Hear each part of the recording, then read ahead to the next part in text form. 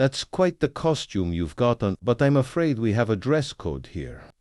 That's what the Mottardy whispered as she led Sergeant Bennett to a shadowy corner of the restaurant, far from the other guests. By the time the wine hit his uniform, the message was clear. Guardsmen weren't welcome. But one phone call from Buckingham Palace would change everything. So who picked up on the other end? The polished black boots of Sergeant Malcolm Bennett remained perfectly still against the white limestone of the palace forecourt. 6 hours into his shift, not a single muscle betrayed the growing fatigue in his body. His scarlet tunic gleamed in the afternoon sun, gold buttons and white belts meticulously aligned, the bearskin cap adding nearly a foot to his already impressive height. Malcolm's eyes remained fixed forward, his face an expressionless mask that revealed nothing of his thoughts. Behind that disciplined exterior, his mind drifted briefly to Lieutenant Alistair Penrose, who would normally be arriving for the evening shift in less than 30 minutes. The call had come through at dawn. Alistair had been hospitalized with severe pneumonia, leaving the guard rotation one man short. Without hesitation, Malcolm had volunteered to stand a double shift. A young boy waved enthusiastically from beyond the barrier, his mother attempting to capture the perfect photograph. "He's not allowed to move or smile," she explained, though the child continued his efforts to elicit a response. Malcolm maintained his 1,000-yard stare, though inwardly he appreciated the child's enthusiasm. After 15 years with the Queen's Guard, such interactions had become familiar. What the fascinated onlookers couldn't see was Malcolm's history, the 3 tours of combat duty in Afghanistan before his selection for the ceremonial guard, the bullet scar on his shoulder from an ambush outside Kandahar, the medal for valor locked in his modest apartment's drawer. To them, he was a tourist attraction. To his fellow servicemen, he was among the elite, having earned this position through distinguished service. As the shadows lengthened across the forecourt, marking nearly 8 hours on his feet, Malcolm felt the familiar burning in his calves and lower back. The second shift still had 4 hours remaining. He drew on the same mental discipline that had sustained him through grueling special operations training, focusing his mind away from the discomfort. The ceremonial changing of the guard approached with its familiar precision.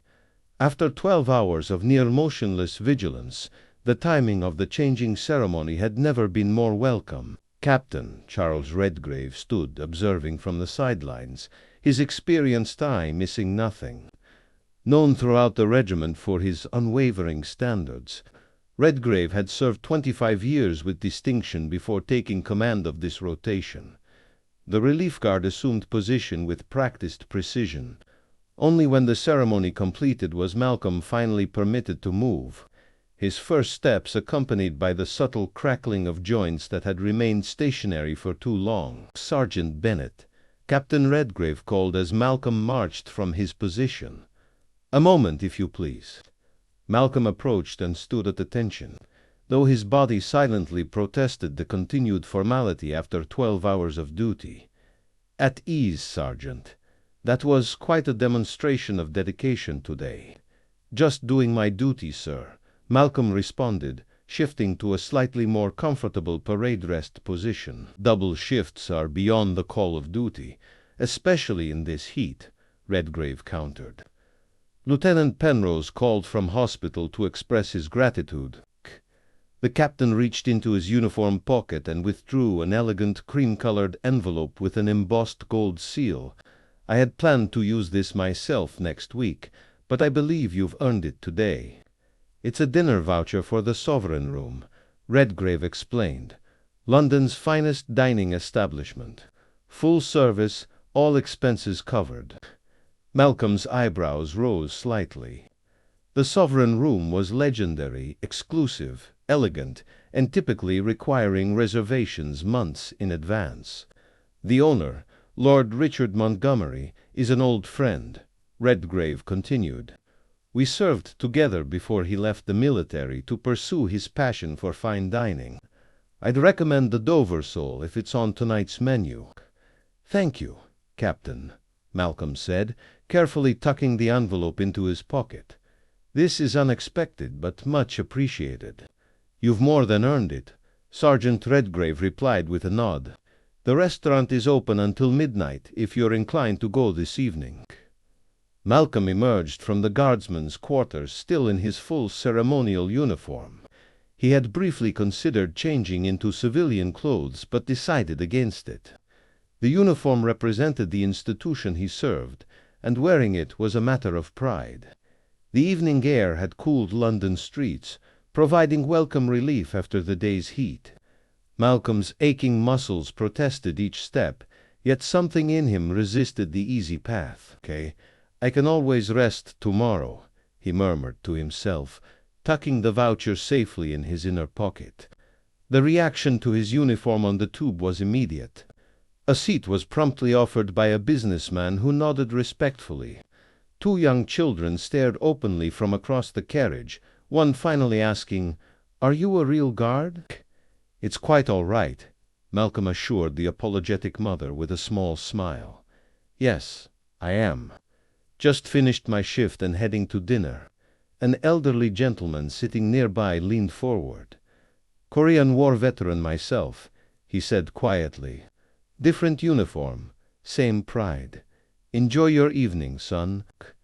Malcolm exited at Green Park Station and walked to Mayfair. The restaurant's facade was understated yet elegant, a simple brass plaque beside imposing double doors. Two uniformed doormen stood at attention. With renewed resolution, Malcolm straightened his already perfect posture and approached the entrance. "Good evening, sir," one said with practiced deference.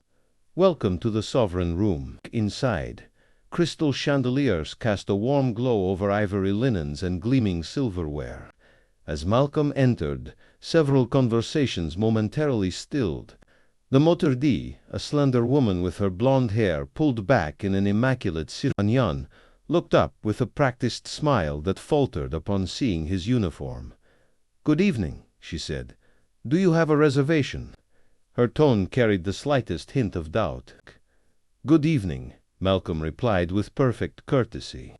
"I have a voucher from Captain Charles Redgrave."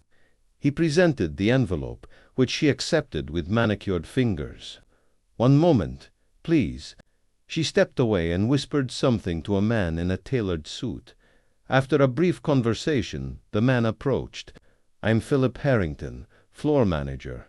He introduced himself with a thin smile. "We weren't expecting ceremonial personnel this evening. The voucher appears to be in order, though Captain Redgrave spoke highly of your establishment." "Yes, well," Philip replied, "Miranda will show you to your table," though several prime tables sat empty near the center of the dining room. Miranda led Malcolm to a corner table partially hidden behind a decorative column, the type of table typically reserved for the least desirable guests. Several minutes passed before a waiter approached. "Good evening," he said, looking somewhere past Malcolm's shoulder. "I'm Sebastian. I'll be your server. Have you dined with us before?" Sebastian asked, his tone suggesting he already knew the answer. "First time," Malcolm confirmed.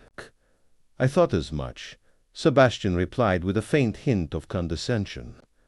"Our menu might be a bit sophisticated for first-time guests. Perhaps I could suggest something accessible." Malcolm simply opened the menu. "I'd prefer to review the options myself. Thank you." 20 minutes passed before Sebastian returned with water, though Malcolm observed him serving 3 other tables that had been seated after his arrival. "Have you decided?" Sebastian asked, notepad poised with theatrical readiness.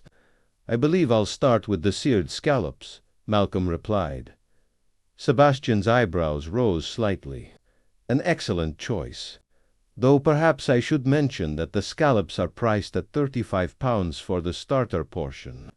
The voucher covers up to 300, but with wine pairings you may wish to choose more. Economically, I understand the pricing," he replied evenly. "For the main course, I'll have the Dover sole. Captain Redgrave recommended it highly. The captain has conventional tastes. Perhaps you'd prefer something more adventurous." Each recommendation came with the same subtle condescension. Throughout the ordering process, Manager Philip hovered nearby, occasionally exchanging knowing glances with Sebastian. "Will there be someone joining you this evening?" Sebastian asked, implying Malcolm's solitary state was somehow inappropriate. "No, just me." "How unusual. We rarely see solitary diners," especially in Sebastian's eyes swept over the ceremonial uniform. Costume Scylla.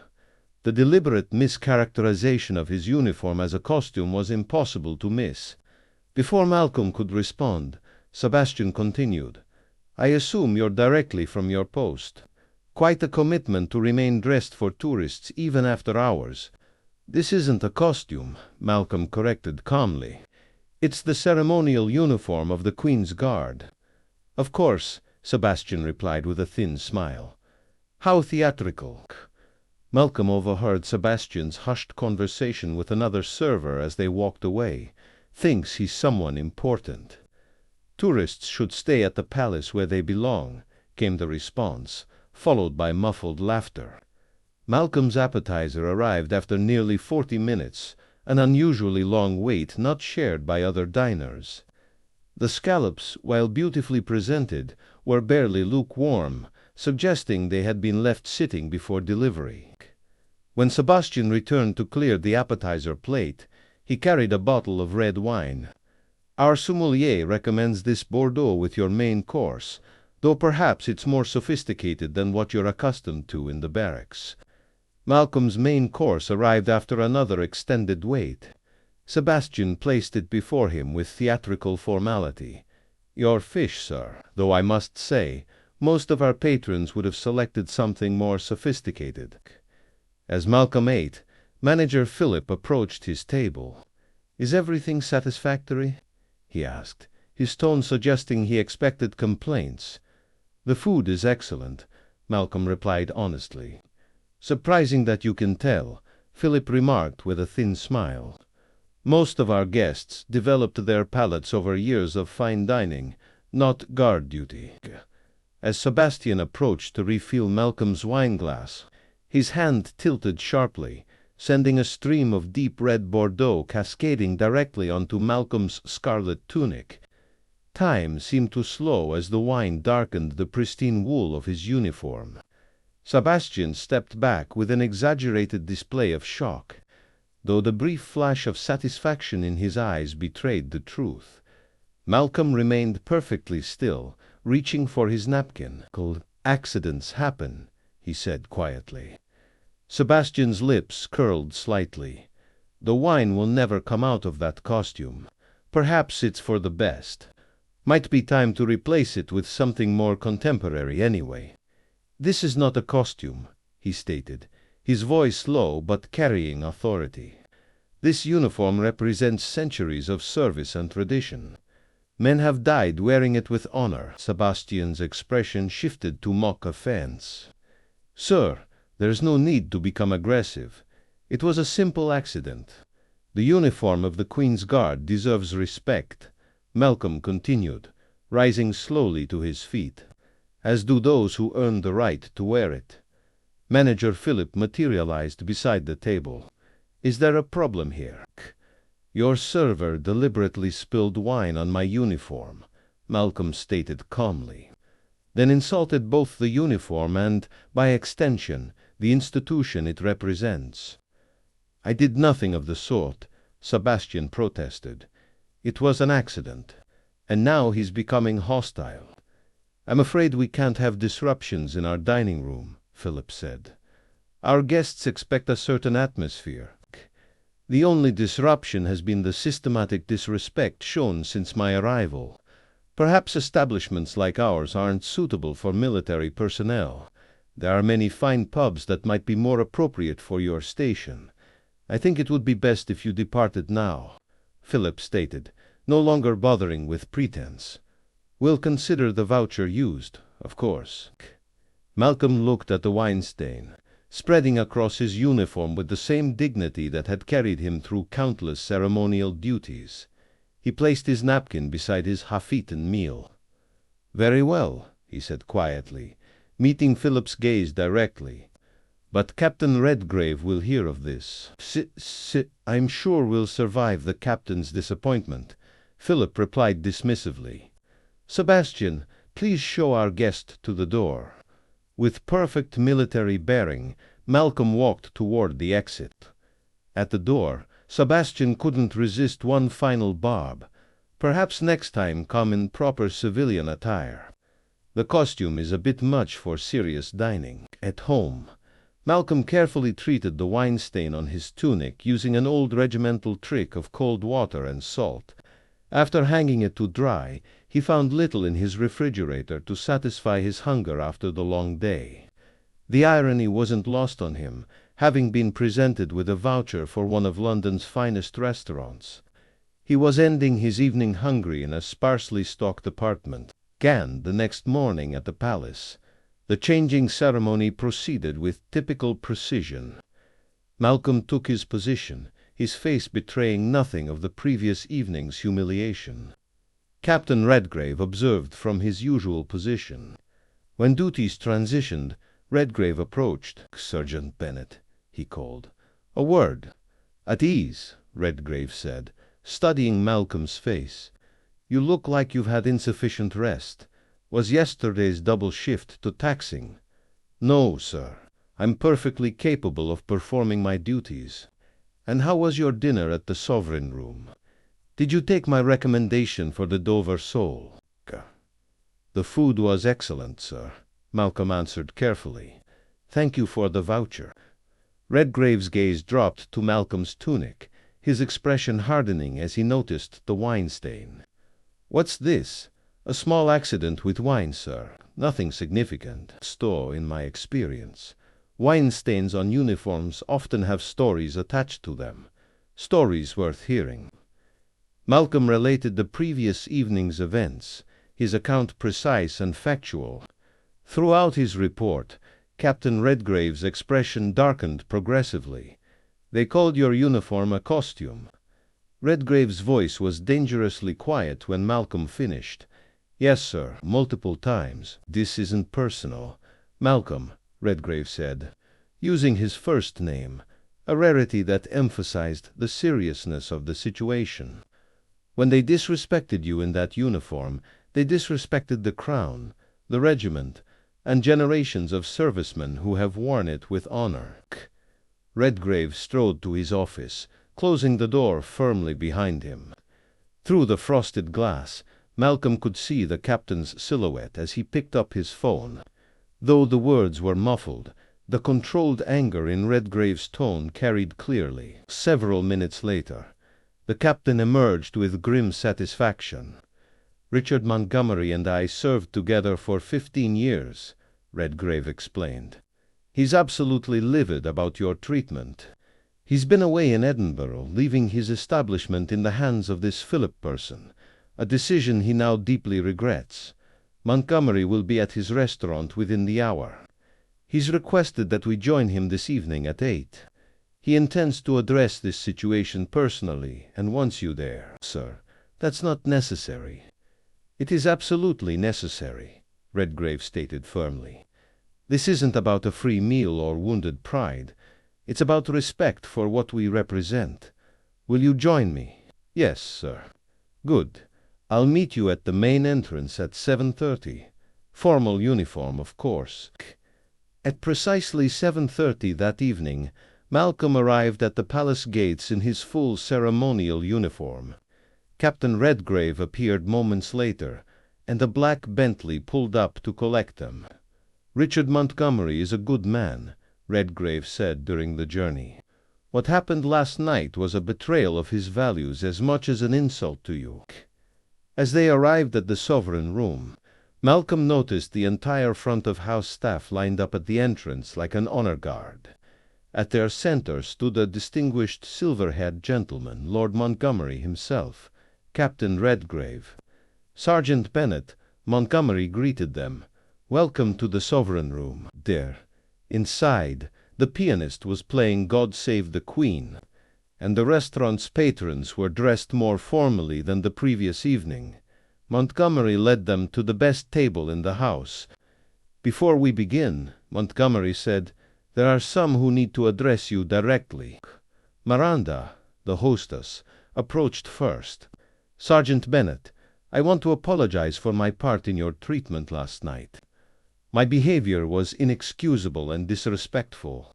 Next came Philip, no longer carrying his smug authority. "Sergeant Bennett, Captain Redgrave, I failed in my responsibilities last night in the most fundamental way. The disrespect shown to you reflects a failure of character on my part." Finally, Sebastian approached, his earlier condescension replaced by remorse.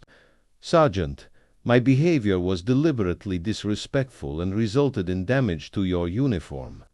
There is no excuse for what I did. I wish to offer my sincere apology." Malcolm studied the three of them, aware that the entire restaurant had fallen silent. With measured control, he nodded once. "Apologies accepted," he said simply, his dignity and forgiveness as evident as it had been in enduring their disrespect. Montgomery stepped forward again. "I have offered these individuals the opportunity to resign rather than face immediate termination.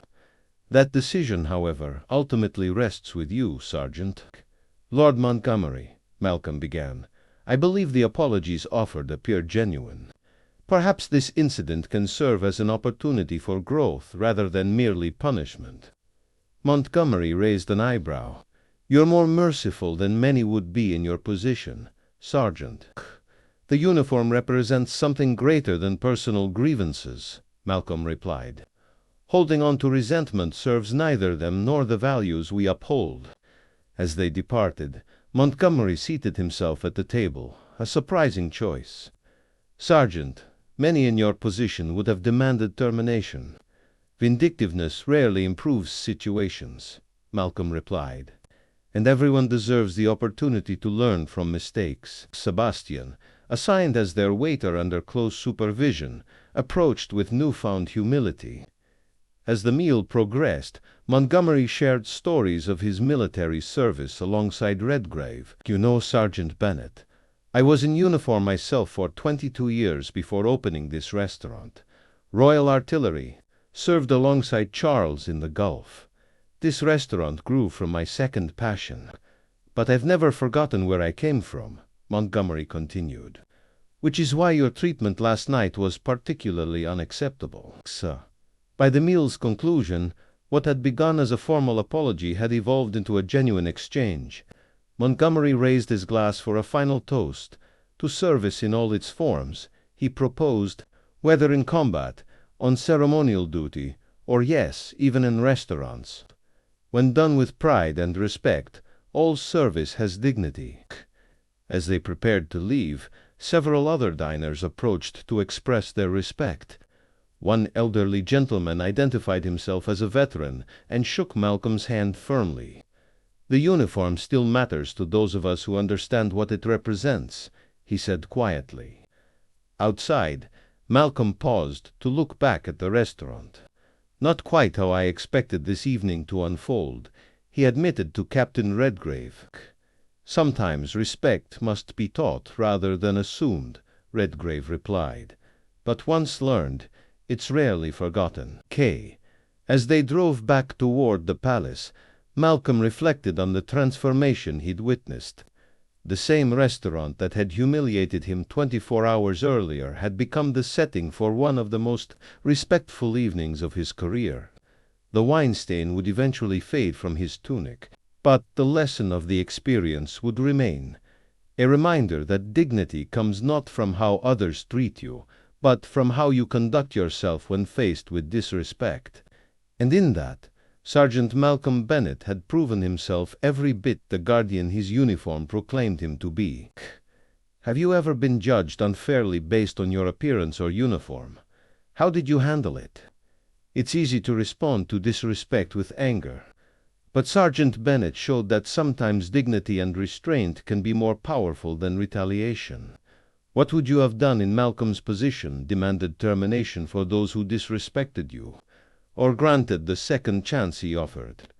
Your perspective might reveal more about your character than you realize.